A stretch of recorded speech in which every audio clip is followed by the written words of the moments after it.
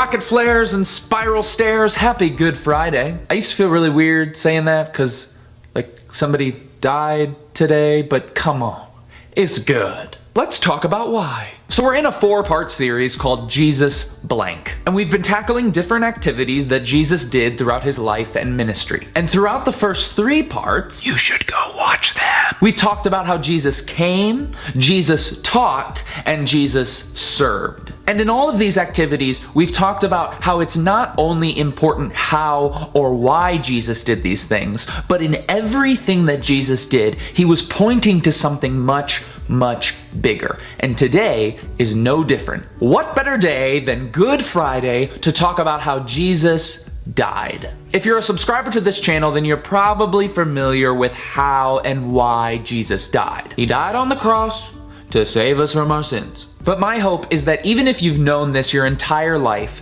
that today you might discover a new and deeper understanding for just how meaningful Jesus' death was. Jesus is going to be your homeboy by the end of this one. Let's start at the beginning. In the beginning. In the creation story, we see God creating everything, including man and woman, in a perfect garden paradise. And God saw, and it was good. You see, in this place, Adam and Eve had it pretty good. They got the trees, they got the animals, they got each other, they were naked.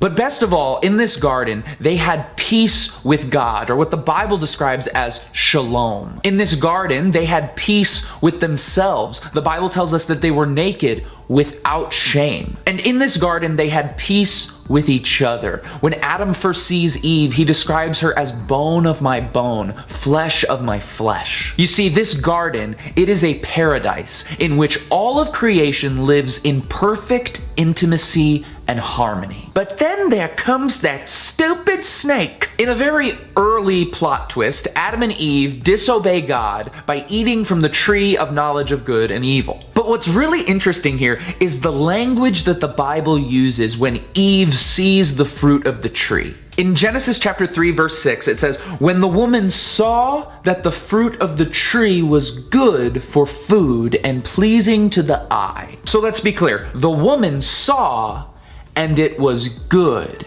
And if we remember, this is exactly the language that was used to describe God just a few chapters earlier. And what the writer is trying to communicate here is that sin is born when man tries to take the place of God. We become vulnerable to sin the minute we decide that we know better than God what is and what is not good for us. And because Adam and Eve put themselves in the place of God, sin was introduced into the world. And where there was once perfect harmony and intimacy and peace, there is now brokenness. After they sin, Adam and Eve experience a brokenness with God. The Bible tells us that they hid from him as he was looking for them in the garden. They experience a brokenness with themselves. The Bible tells us that now they are ashamed of their nakedness and they make coverings for themselves. And there is a brokenness with each other. Adam blames Eve. Eve blames the serpent. There's all of this blame and accusation going around. And we see here that the creation that was once living in perfect harmony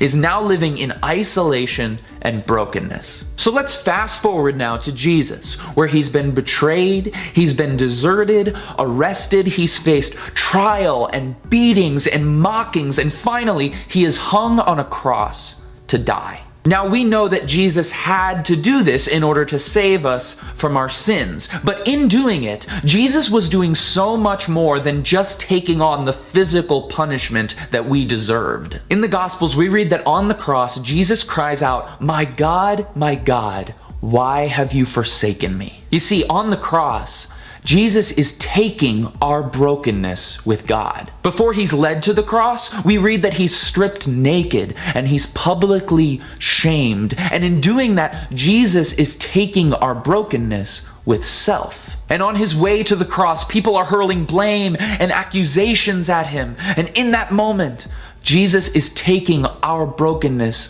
with each other. You see, just a couple minutes ago, we talked about how sin entered the world when man took the place of God. But sin exited the world when God took the place of man, when Jesus took our brokenness. And on the cross, Jesus takes every aspect of that brokenness so that we and all of creation can have a chance to once again live in that perfect intimacy and peace and harmony that we read about in Genesis. We were not meant to live in brokenness with ourselves or with others, and especially not with God. We were meant to live in harmony with all of creation and especially with its creator. Jesus died to restore that harmony. He died to restore that peace. Jesus died to restore our intimacy with God. On the cross, Jesus didn't just take our punishment, but he took on our brokenness so that all of us could finally experience wholeness.